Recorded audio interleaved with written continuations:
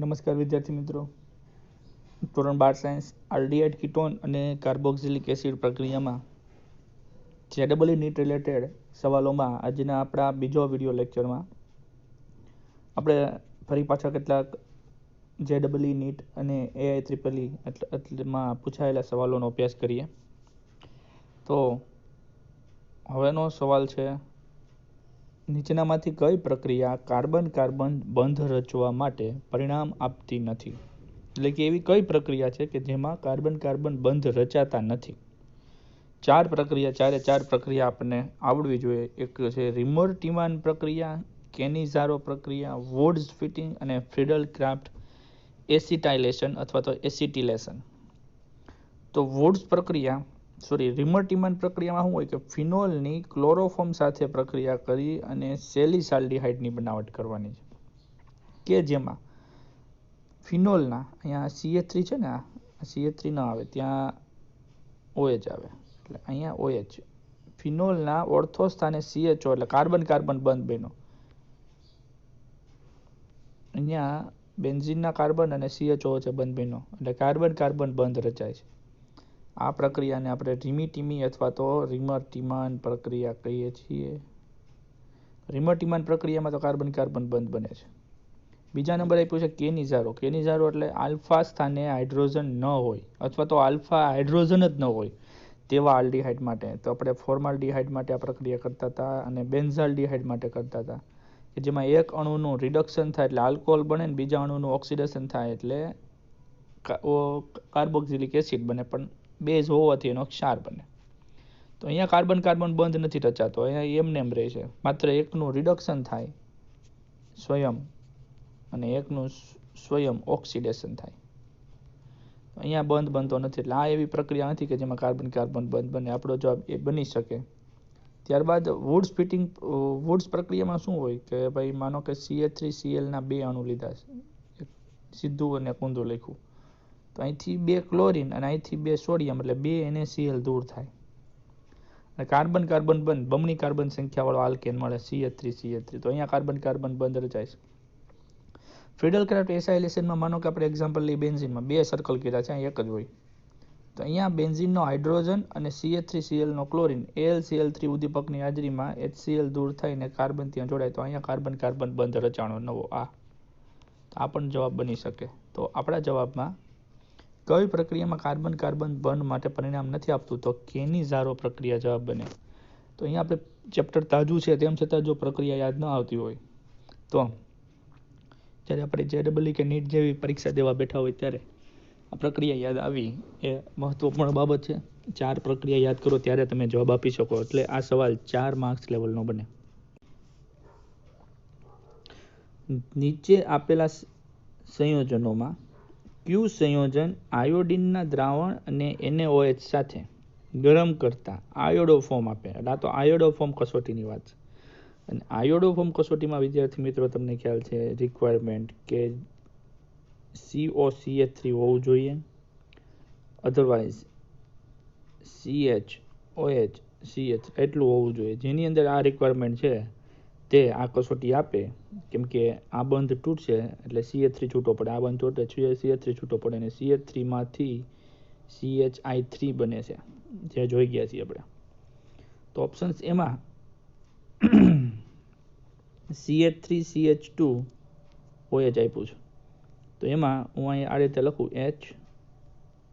HCHOH CH3. હવે જો આ CH3 આ CH2OH બરોબર, તો આપણી પાસે CHOH CH3 છે એટલે એ જવાબ બને. આ એ ઉતાવળું નથી જવાનું, એકથી વધુ જવાબ પણ હોઈ શકે. બીજું CH3CO CH3, તો અહીંયા CO CH3 છે એટલે આ પણ જવાબ આપશે. RU CH3CHOH એટલે C પણ જવાબ આવશે. એક CH3OH માં નથી આપણી રિક્વાયરમેન્ટ મુજબ, એટલે D જવાબ નહીં બને. એટલે AB છે, CD નથી, ફક્ત B પણ જવાબ બને છે, પણ A, B અને C ત્રણેય જવાબ બને છે, એ જવાબ સાચો, એટલે D છે એ જવાબ સાચો બનશે. કીટોનનું ક્લેમેન્સન રિડક્શન કોની હાજરીમાં કરવામાં આવે છે? ક્લેમેન્સન રિડક્શન યાદ આવવું જોઈએ. ક્લેમેન્સન કીટોન, માનો કે એસિટોન લઉં CH3 C double bond O CH3. તો ક્લેમેન્સન રિડક્શનમાં હાઇડ્રોકાર્બનની પદ બને સંપૂર્ણ રિડક્શન છે. પાઈ બંધ તૂટે, અહીંયા હાઇડ્રોજન જોડે, અહીંયા હાઇડ્રોજન, સિગ્મા બંધ તૂટે, અહીંયા હાઇડ્રોજન, અહીંયા હાઇડ્રોજન, એટલે CH3 CH2 CH3 તેટલા જ કાર્બન વાળો હાઇડ્રોકાર્બન એટલે કે પ્રોપેન મળે. અને આ પ્રક્રિયા ક્લેમેન્સન જો નામ આપ્યું હોય તો ZnHe અને HCl ની મદદથી કરવામાં આવે છે. ZnHe અને HCl ની મદદથી એટલે કેમ કે ઝિંક ઇલેક્ટ્રોન ગુમાવે, ધીમે ધીમે ગુમાવે, એટલે મર્ક્યુરીનું સ્તર ચડાવેલું છે. 2 મોલ HCl, 2 H+ છૂટા પડે અને 2 ઇલેક્ટ્રોન મેળવે, એટલે H+ ઇલેક્ટ્રોન મેળવી H2 બનાવે, Zn+2 બને અને 2 ક્લોરાઇડ સાથે ZnCl2, અને આ H2 અહીંયા દાખલ થતો હોય છે. આ પ્રક્રિયા ક્લેમેન્સન એટલે તમારે શોધી લેવાનું HCl સાથે ZnAl એનો જવાબ બને. બાકી આ બધા રિડક્શન કરતા જ છે. આ તો વુલ્ફ ક્રિસ્નર થઈ ગયું. આમાં સંપૂર્ણ રિડક્શન નહીં થાય, એ લિથિયમ એલ્યુમિનિયમ હાઇડ્રાઇડ, એમાં અપૂર્ણ રિડક્શન થાય, આલ્કોહોલ બને. પાઈ બંધ તૂટે ને આલ્કોહોલ બને, CHOH આવું આલ્કોહોલ બને. D અને C ઓપ્શન્સમાં. આપણો જવાબ ક્લેમેન્સન માટે છે B. સવાલ તરફ ધ્યાન દેજો. નીચેનામાંથી સંયોજનો કયા સંયોજનો સાથે ફિનાઇલ મેગ્નેશિયમ બ્રોમાઇડ એટલે PHMgBr વચ્ચે અલ્પવિરામ છે, અલ્પવિરામ ના થાય એ આપણે આમ કરશું. ફિનાઇલ બેન્ઝીન રિંગ મેગ્નેશિયમ બ્રોમાઇડ નો સક્રિયતાનો ક્રમ કયો? ઓપ્શન શું આપ્યા છે? ઓપ્શન્સ છે CH3COH એટલે એસિટાલ્ડિહાઇડ, CH3COCH3 એસિટોન, PH એટલે ફિનાઇલ એટલે બેન્ઝીન રિંગ બેન્ઝોફિનોન. હવે જેમાં અવકાશી અવરોધ ઓછો હોય ને એમાં ફિનાઇલ મેગ્નેશિયમ બ્રોમાઇડ કેન્દ્રાનુરાગી પ્રક્રિયા ઓછી કરે, ઝડપી કરે. તો અહીંયા CH3 તો છે પણ અહીંયા H છે એટલે અવરોધ ઓછો થાય. અહીંયા 2 CH3 છે એટલે અવરોધ વધ્યો, અહીં 2 ફિનાઇલ છે એટલે બહુ અવરોધ, કેમ કે આખા બેન્ઝીન ચકડા, એટલે 1 2 3 એ જ ક્રમ બની શકે. 1 2 3 આ રહ્યો, કેમ કે જેમ આમ જાવ છો એમાં અવકાશી અવરોધ વધે ને અવકાશી અવરોધ વધે એટલે કે કહેવાય કેન્દ્રાનુરાગી યોક્સિલ પ્રક્રિયા મુશ્કેલ બનતી જાય. કેમ કે યોક્સિલ પ્રક્રિયા છે ને થાય છે હું માનો કે CH3C ડબલ બોન્ડ OH અને અહીંયા લીધો ફિનાઇલ મેગ્નેશિયમ બ્રોમાઇડ, તો શું થાય? પાઈ બંધ તૂટે, આ ફિનાઇલનો કાર્બન સાથે જોડાય, મેગ્નેશિયમ ઓક્સિજન સાથે, તો એ જ થયું ને કેન્દ્રાનુરાગી ફિનાઇલ આવ્યો, કાર્બન સાથે એટેક કર્યો, આ બંધ તૂટ્યો, O સાથે Mg જોડાણો, તો આ કેન્દ્રાનુરાગી યોક્સિલ પ્રક્રિયા છે. જેમ અવરોધ ઓછો એમ પ્રક્રિયા ઝડપી. હજી તો અહીંયા માનો કે ફોર્માલ્ડિહાઇડ આપ્યું હોત HCH, તો આમાં તો હાવ અવરોધ ઓછો થાય, આમાં પ્રતિક્રિયાત્મકતા અતિ વધારે થાય.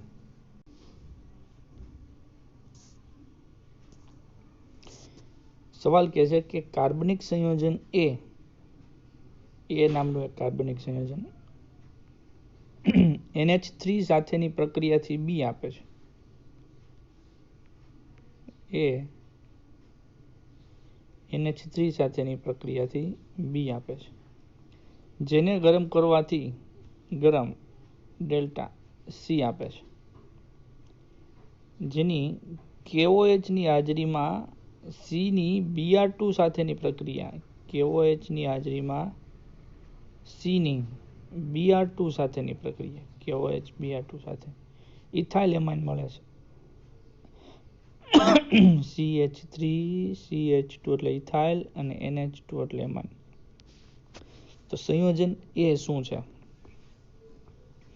A ની એમોનિયા સાથે B, B ની સાથે C. હવે આ જે છેલ્લું સ્ટેપ છે ને KOH માંથી Br2, એ સ્ટેપ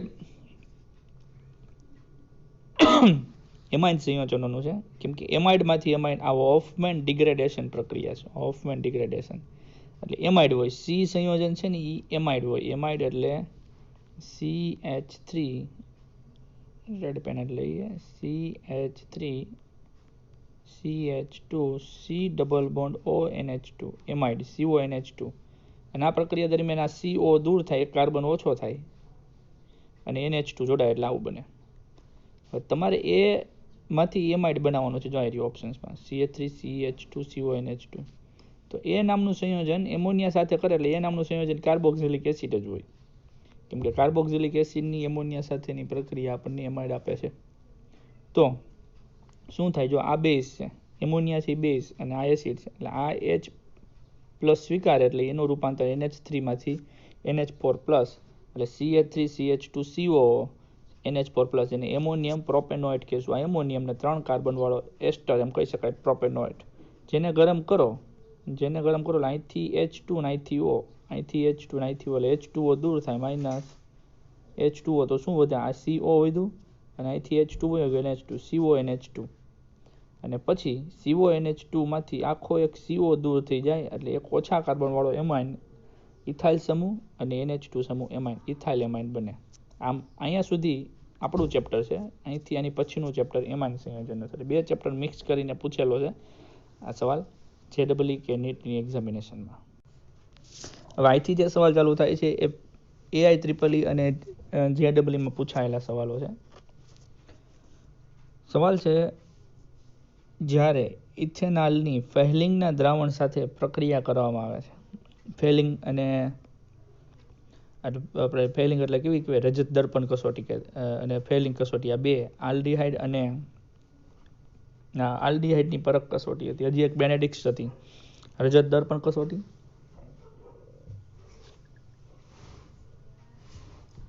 જેને આપણે ટોલેન્સ કસોટી કહેતા હતા, અને ફેલિંગ કસોટી.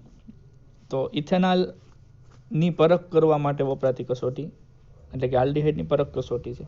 ત્યારે એમાં આપણે કોપર ઓક્સાઇડ અહીંયા પ્રક્રિયામાં 5 OH લખવાના બાકી છે. અહીં જે પ્રક્રિયા થાય એમાં આપણે લખવું પડે 5 OH માઇનસ, બરોબર. 5 OH માંથી પાણીના 3 અણુ છૂટા પડતા હતા અને અહીંયાથી ઓક્સિજન જોડાય એટલે કાર્બોક્સિલિક એસિડ બને અને અહીંયા કોપરના ઓક્સિડેશન +2 માંથી +1 ક્યુપ્રસ ઓક્સાઇડના લાલ અવક્ષેપ મળતા હતા. અને લાલ અવક્ષેપ મળે એટલે જ ખબર પડે આપણને કે અહીંયા આપણને આપેલું સંયોજન આલ્ડીહાઇડ છે અને આલ્ડીહાઇડ જ લાલ અવક્ષેપ આવે એટલે ક્યુપ્રસ ઓક્સાઇડ Cu2O બને, એ જવાબ સાચો. અતિ સરળ સવાલ પૂછાયેલો છે, લગભગ બધાને આવડ્યો જ છે કે વુલ્ફ-કિર્ચનર રિડક્શનમાં આલ્ડીહાઇડ અને કીટોનના કાર્બોનિલ સમૂહનું શેમાં રૂપાંતર થાય? C=O. એ પછી આલ્ડીહાઇડ હોય કે કીટોનનો કોઈનો પણ કાર્બોનિલ સમૂહ હોય, વુલ્ફ-કિર્ચનરમાં આપણે પ્રક્રિયક લેતા હતા NH2NH2 અને બીજા તબક્કામાં KOH ઇથિલિન ગ્લાયકોલમાં KOH ને ગરમ કરતા હતા. સંપૂર્ણ રિડક્શનના અંતે સિગ્મા બંધ તૂટે, પાઈ બંધ તૂટે, હાઇડ્રોજન જોડાય, પાણીનો અણુ છૂટો પડે અને ઇથિલિન સમૂહ CH2 માં રૂપાંતર, ઇન શોર્ટ હાઇડ્રોકાર્બન મળતું હતું. ઓપ્શન્સમાં આવી રહ્યું CH2. બી જવાબ આપણો સાચો બને છે. વુલ્ફ-કિર્ચનર અને ક્લેમેન્સન બંનેમાં કાર્બોનિલ સમૂહનું ઇથિલિન એટલે કે CH2 સમૂહ, ઇથિલિન નહીં પણ મિથિલિન, CH2 એટલે મિથિલિન, CH2 સમૂહમાં રૂપાંતર થાય. જેમાં આપણે એને રિડક્શનથી હાઇડ્રોકાર્બન નિપજ એવું ટાઇટલ મારીને શીખતા હતા.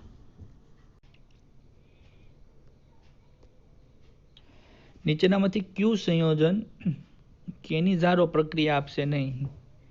સૌપ્રથમ તો આપણે ખબર હોવી જોઈએ કેનિઝારો પ્રક્રિયા કોણ આપે, કે જેની પાસે આલ્ફા હાઇડ્રોજન નથી તેવા આલ્ડીહાઇડ અને કીટોન કેનિઝારો આપે. જેની પાસે આલ્ફા હાઇડ્રોજન છે એ તો આલ્ડોલ સંઘનન આપતા હતા. તો એવો કોઈ પ્રક્રિયક શોધો કે જેની પાસે આલ્ફા હાઇડ્રોજન પરમાણુ આવેલો હોય. તો ઓપ્શન્સ એમાં છે એમિથ્રાઇસ-CCH3,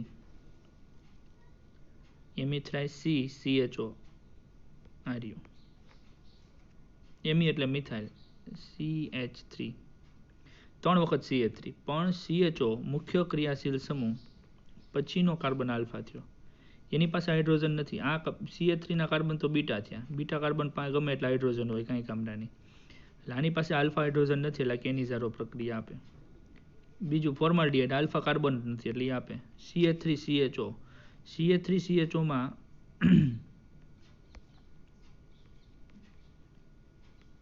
જેને ખબર જ છે આલ્ફા હાઇડ્રોજન છે, તેમ છતાં મુખ્ય ક્રિયાશીલ સમૂહ પછીનો આલ્ફા કાર્બન, આ હાઇડ્રોજન છે એટલે આ કેનિઝારો ન આપે. એનું કેનિઝારો કરવા જાવ એટલે આલ્ડોલ સંઘનન થઈ જાય, બીજું કંઈ ન હોય. સમજ્યા? કેનિઝારો કરવા જાવ તેમાં સોડિયમ ઓક્સિડેશન ને રિડક્શન ન થાય, કેમ કે એની પાસે આલ્ફા હાઇડ્રોજન છે. તો કેનિઝારો શું કામ કરે ભાઈ? એ તો સોડિયમ ઓક્સિડેશન રિડક્શન ન જ કરે કદાપી. અને બેન્ઝાલ્ડિહાઇડ એની પાસે પણ આલ્ફા હાઇડ્રોજન નથી, એટલે ન આપે એવો જવાબ છે સી. બેન્ઝાલ્ડિહાઇડ કોના જળ વિભાજનથી બનાવી શકાય? બેન્ઝાલ્ડિહાઇડ તો ભાઈ બેન્ઝાલ્ડિહાઇડ બનાવવાની જે રાસાયણિક પ્રક્રિયાનો ચાર્ટ હતો એ ખોલો તો ભાઈ, કેટલી પ્રક્રિયા હતી બેન્ઝાલ્ડિહાઇડ બનાવવાની, બધી પ્રક્રિયા પર નજર કરો. બેન્ઝાઇલ ક્લોરાઇડ, ઓપ્શન્સમાં એવું કાંઈ બેન્ઝાઇલ ક્લોરાઇડ, બેન્ઝાઇલ એટલે બેન્ઝીન ઉપર CH2 મિત્રો.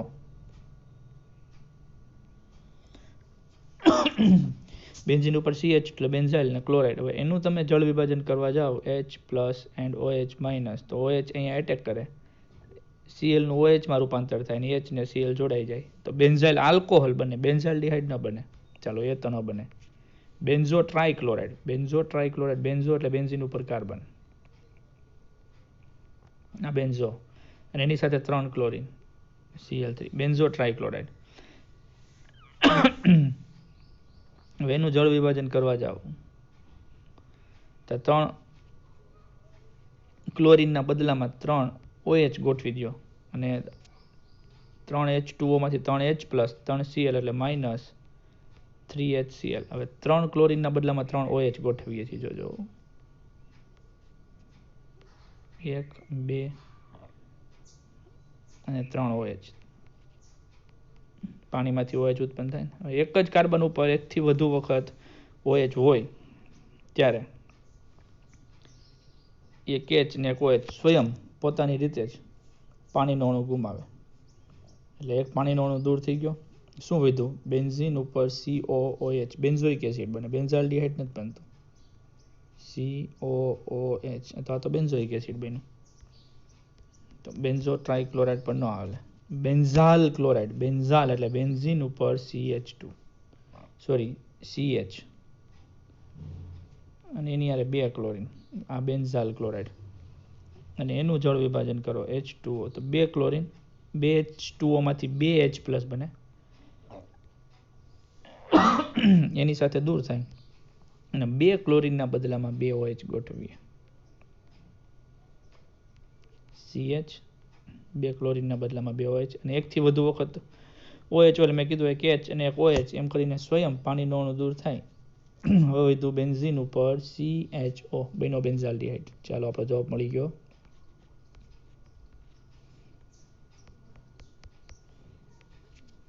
બેન્ઝો ક્લોરાઇડ. સાયનોહાઇડ્રિન બનાવવા માટે કયું સંયોજન સૌથી વધુ યોગ્ય છે? સાયનોહાઇડ્રિન સૌથી પહેલી પ્રક્રિયા જતી HCN કાર્બોનિલ સંયોજનમાંથી બને. આ કાર્બોક્સિલિક એસિડ, આ એમાઇન, આ કીટોન, તો સ્પષ્ટ થઈ ગયું કે કીટોન માંથી સાયનોહાઇડ્રિન બને ઇઝીલી.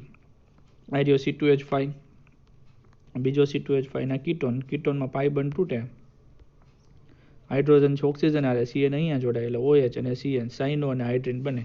આ પ્રક્રિયાને સાયનોહાઇડ્રિનની બનાવટ કહેતા હતા. સવાલ છે એસિટોનમાંથી પ્રોપેનના પરિવર્તન માટે શેનો ઉપયોગ થાય? એટલા જ કાર્બનવાળો હાઇડ્રોકાર્બન બનાવ્યો એટલે આઈ થિંક આમાં તો વોલ્ફ કિસ્નર કે ક્લેમેન્સન રિડક્શનની જરૂર પડે, પણ અહીં ઓપ્શન્સમાં ક્યાંય વોલ્ફ કિસ્નર વાળું NH2 નથી દેખાનું કે ક્લેમેન્સન વાળું ZNHG અને HCl નથી બતાતું. પરંતુ મેં એક આખી એક્સ્ટ્રા પ્રક્રિયા તમને કરાવી હતી, લાલ ફોસ્ફરસ અને HI વડે રિડક્શન.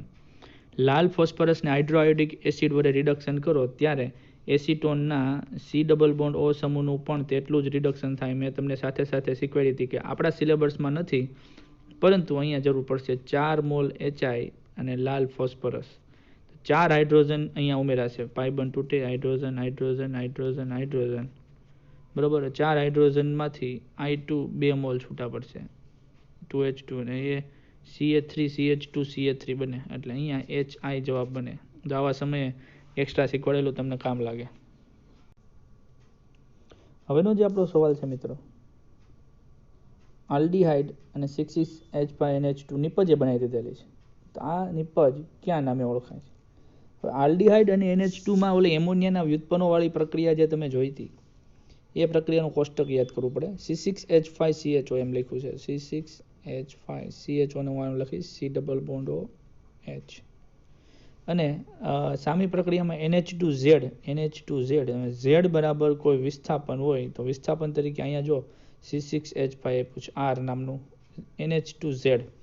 હવે પ્રક્રિયામાં તો શું થતું, અહીંથી H2 ને અહીંથી O, H2O દૂર થઈને CH ડબલ બોન્ડ N, જો અહીંયા લખ્યું CH ડબલ બોન્ડ N બની જતું હતું પાણીનું દૂર. આ પ્રક્રિયાને આપણે NH2Z હોય ને તો આને આપણે સ્કીફનો બેઝ કહેતા હતા. કોષ્ટક જોવું પડે, બીજા નંબરની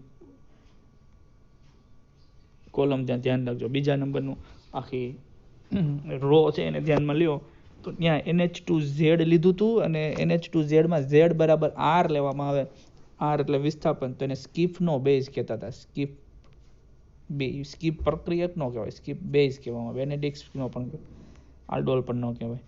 કોષ્ટક જોવો તો તમને ખ્યાલ આવશે. અને કોષ્ટકની અગત્યતા ઘણી જાજી છે એવું મેં તમને જે તે સમયે કીધું હતું. પાકું કરજો. અને મેં તમને એનું હોમવર્ક કરવા માટે પણ આપ્યું હતું. એક ચાર્ટ મેં બનાવ્યો હતો ને 2-3 ચાર્ટ તમને હોમવર્કમાં આપ્યા હતા. તમે કર્યા હશે પ્રેક્ટિસ, તો એ 100% આવડતી હશે. અને આ રીતે ક્યારેક વચ્ચે 4 માર્ક્સનો સવાલ પૂછાઈ જાય. બહુ સરસ સવાલ છે અને કન્ફ્યુઝન કરે એવો સવાલ. એસિટોક્રિનોન નહીં પણ એસિટોફિનોન માંથી એસિટાલ્ડિહાઇડના અલગીકરણ કરવા માટે કયો પ્રક્રિયક વપરાય? હવે મિત્રો અહીંયા આપણી પાસે એસિટોફિનોન એટલે બેન્ઝીન ઉપર COCH3,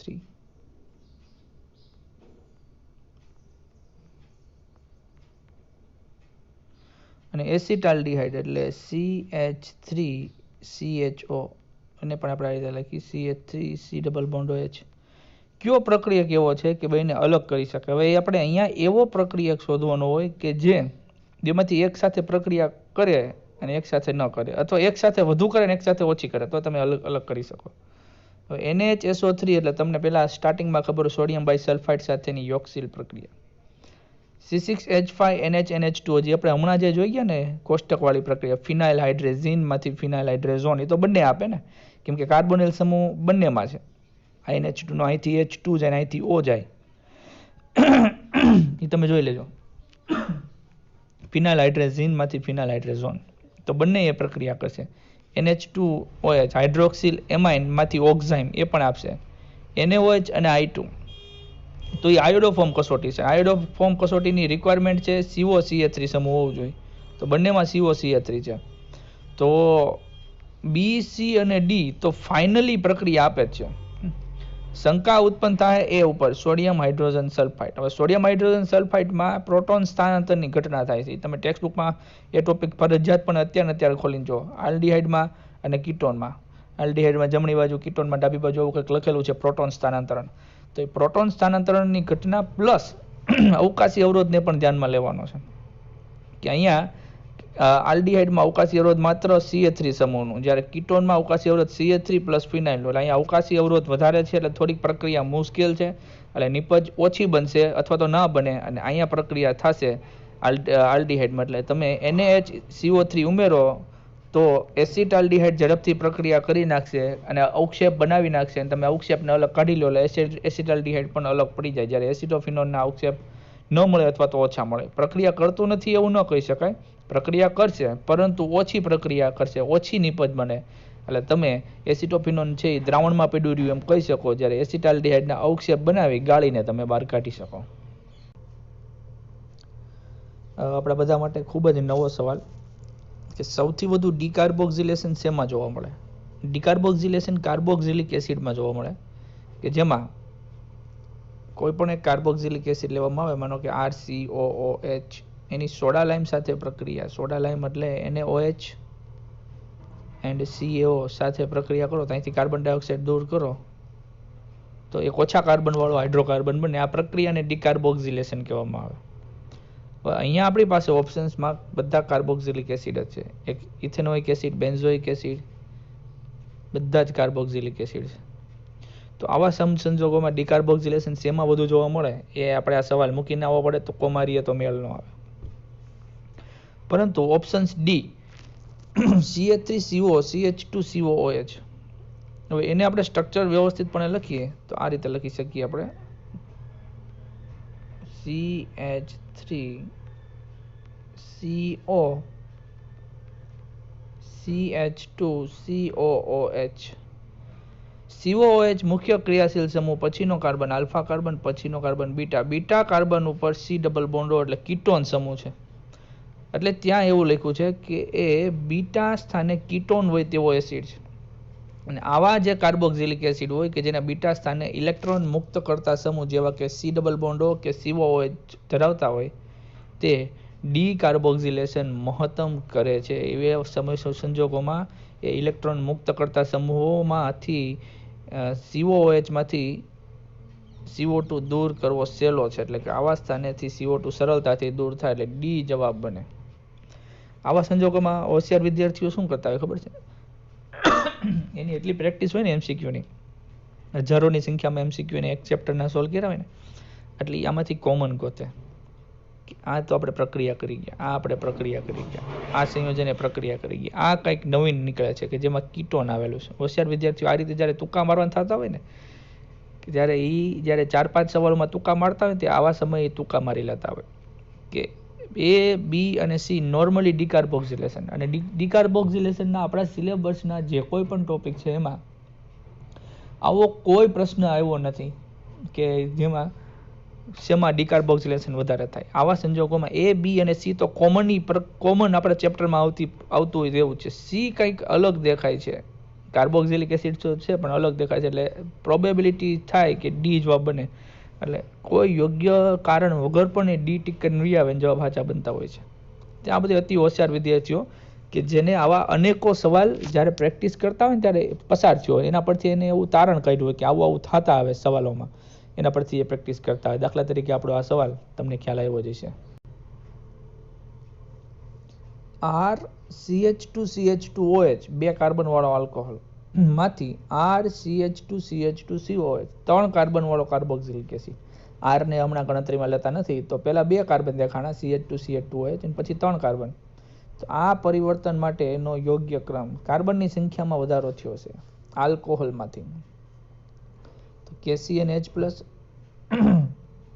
PBr KCNH2, PBr3 KCNH+, HCN PBr3H+. શું લેશું?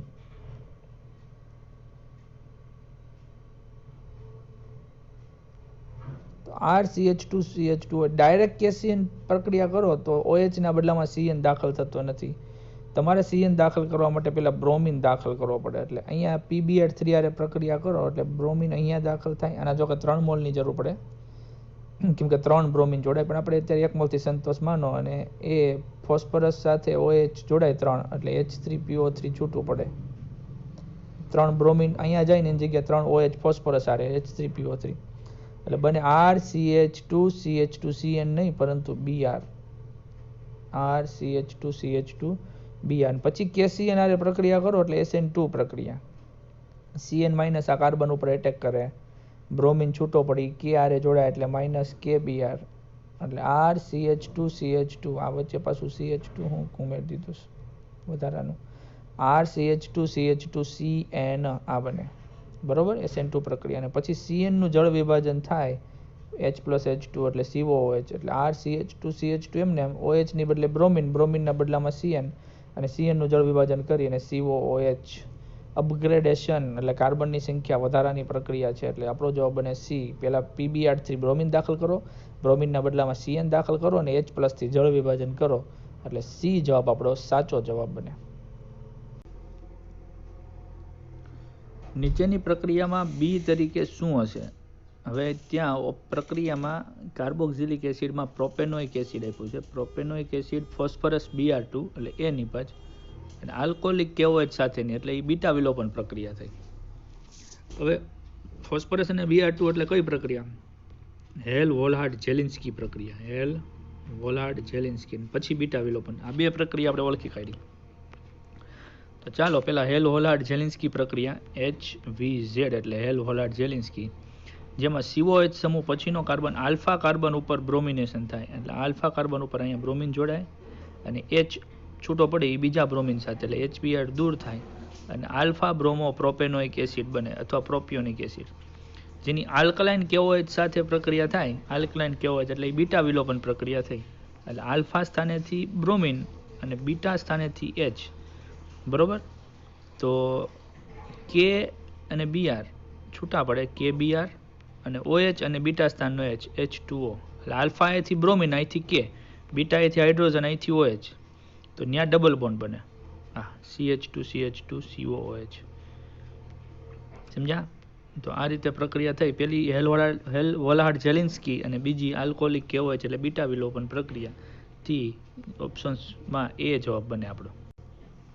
કાર્બોક્સિલિક એસિડની એસિડિકતા રિલેટેડ ફરી એક વખત સવાલ, નીચેનામાંથી સૌથી પ્રબળ એસિડ કયો છે?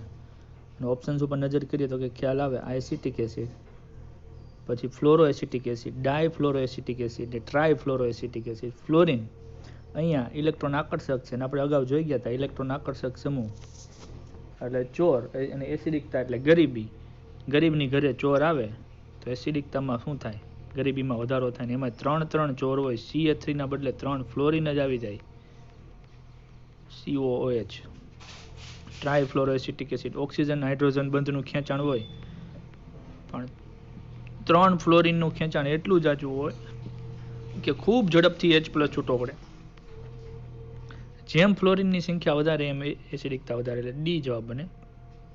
અથવા તો ઉતરતો ક્રમ તો 3 ફ્લોરિન, 2 ફ્લોરિન, 1 ફ્લોરિન ને 1 ફ્લોરિન નહીં, તો આવો જવાબ બને. પણ પ્રબળ એસિડ કયો પૂછ્યો છે એટલે ડી જવાબ બને.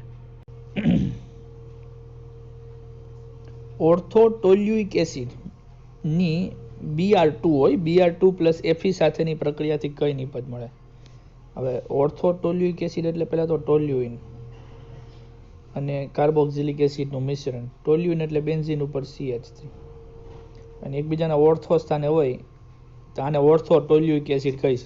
ટોલ્યુઇન તમને ખબર છે, બેન્ઝીન ઉપર CH3 ને COOH એટલે ઓઇક એસિડ, તો ઓર્થોટોલ્યુઇક એસિડ ની Br2 ને Fe Br3 અથવા તો Fe જે કંઈ પણ જોઈએ, એટલે મૂળમાં તમારે બ્રોમિનેશન કરવાનું છે, ઇલેક્ટ્રોન અનુરાગી.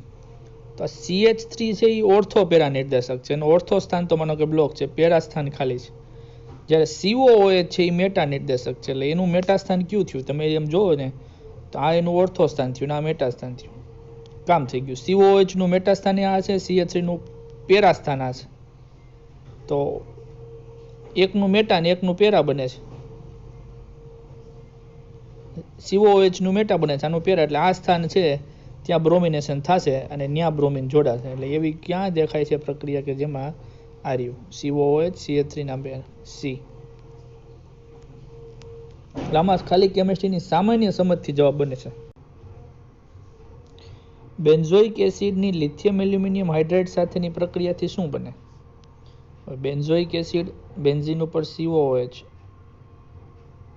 હમણાં લિથિયમ એલ્યુમિનિયમ હાઇડ્રેટ એટલે રિડક્શન કરતા થયો.